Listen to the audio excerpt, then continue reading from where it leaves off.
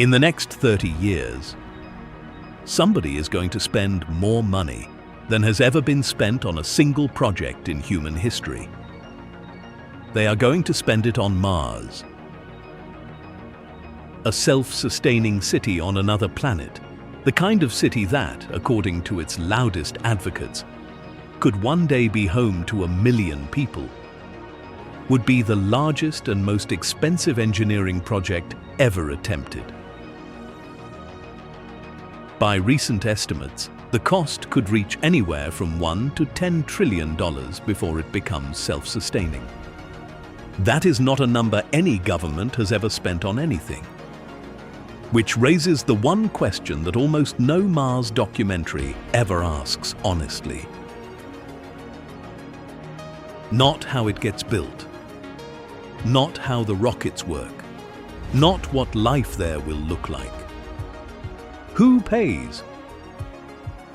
And the answer is much stranger than you might expect. To understand the economic question, you have to understand the scale. The Apollo program, which put 12 people on the moon for a total of about 3 days each, cost around $280 billion in modern terms. And those astronauts came home immediately. A Mars settlement, by contrast, has to keep people alive for years or permanently. It has to deliver thousands of tons of equipment across hundreds of millions of kilometers. It has to provide air, water, food, power, radiation shielding, manufacturing and medical care, all on a planet that does not want anything alive on its surface. Current estimates for a self-sustaining Mars colony of even a few thousand people range from $1 trillion at the low end to over $10 trillion at the high end. For comparison, the entire annual budget of the United States federal government is around $6.5 trillion. A Mars colony is not a project. It is a civilization-scale commitment. And that is exactly the problem. For most of the 20th century, every major space project was funded by governments. Apollo, the Space Shuttle, the International Space Station, the Mars rovers. But governments are notoriously bad at long-term commitments. A Mars city requires sustained spending over decades, possibly over a century. That kind of timeline does not fit into democratic budget cycles. Elections happen every few years. Priorities shift. Political coalitions collapse. A single change of administration can cancel a $50 billion program with a stroke of a pen. This has already happened to nearly every long-term NASA Mars proposal of the past 50 years. Even China, with its longer planning horizons, has not committed publicly to anything close to a $1 trillion Mars program. The brutal reality is this. If we wait for governments alone to build the first city on Mars, it will not happen this century. Which means somebody else has to pay. The most aggressive private vision belongs to Elon Musk and SpaceX. Musk's stated plan is to fund Mars settlement using SpaceX's own revenues, launches, contracts, and most importantly, the global satellite internet network Starlink. Starlink generates billions of dollars in annual revenue today, with projections reaching tens of billions later this decade. If that grows, the theory goes, SpaceX could fund increasingly large Mars expeditions, with each generation of Starships carrying more cargo and people. The early settlement in this model would not be a typical colony. It would function as a scientific outpost first, selling data, samples, and access to research institutions. Eventually, it could develop its own economy through in situ resource utilization, making oxygen, water, methane fuel, and construction materials from Martian soil and atmosphere. It is an ambitious vision. It is also untested. No private company has ever funded a project at this scale.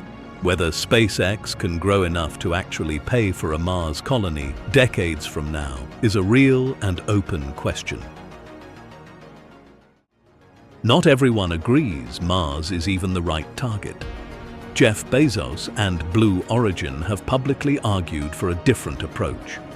Bezos has stated that he believes humanity's future is not on planetary surfaces, which require enormous infrastructure to be made habitable, but in vast rotating space habitats located in Earth orbit and around the Moon. These artificial worlds, sometimes called O'Neill cylinders, would simulate gravity through rotation, provide controlled atmospheres, and allow humans to live and work in space without ever having to terraform a planet. The economic argument is straightforward.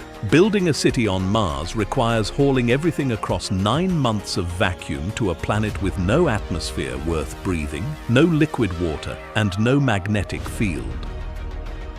Building a rotating habitat near Earth, in this view, is fundamentally easier and far cheaper. If Bezos is right, the first off-world city may not be on Mars at all. So why do this at all? If a Mars settlement is so expensive, why would anyone, private or public, ever pay for it? There are 3 serious answers. The first is insurance. A self-sustaining civilization on Mars would make humanity multiplanetary. If something catastrophic ever happened to Earth, an asteroid impact, a supervolcanic eruption, a civilization-ending war, or some other global catastrophe, some piece of humanity would survive. That is a multi-trillion-dollar insurance policy on the long-term continuation of our species. The second is science. Mars is the most scientifically valuable target in the inner solar system. A permanent research presence there could rewrite what we know about planetary formation, climate change, and possibly even the early origins of life. The third is economic exploitation. Mars has mineral resources. Mars is also the natural stepping stone to the asteroid belt, which contains, by some estimates, trillions of dollars worth of platinum group metals. A Mars settlement might pay for itself eventually by becoming the logistics hub for the inner solar system's resource extraction economy. That is the actual long-term argument. In the most honest version of this story, no single entity will pay for the first city on Mars. It will almost certainly be a coalition. Private companies, SpaceX, Blue Origin, and others yet to be founded, will provide the transport and probably the initial habitats. National space agencies, NASA, ESA, JAXA, possibly CNSA, will provide scientific contracts that fund early operations. Universities and research institutions will pay for laboratory time and samples. Eventually, tourism, mining contracts, and intellectual property licensing may all play roles. It will look less like Apollo and more like the European trade companies of the 17th century. Private enterprise, government subsidies, scientific institutions, and risk-tolerant capital, all working together over decades to build something none of them could build alone. And the timeline is the part nobody likes to admit. The first humans on Mars may arrive in the 2030s or 2040s. A real city, one that can sustain itself without resupply from Earth, is likely a century-long project. A self-sustaining city on Mars is not impossible, but it is also not free. It is not soon, and it is not, by any honest accounting, going to be paid for by any single source we currently understand. The first city on Mars will be built slowly, over generations, by a coalition of private companies, national agencies, scientific institutions, and patient capital. It will be the most expensive thing humans have ever built. It will also, if it succeeds, be the most important. And the people who started it, whoever they end up being, will be remembered for a very, very long time.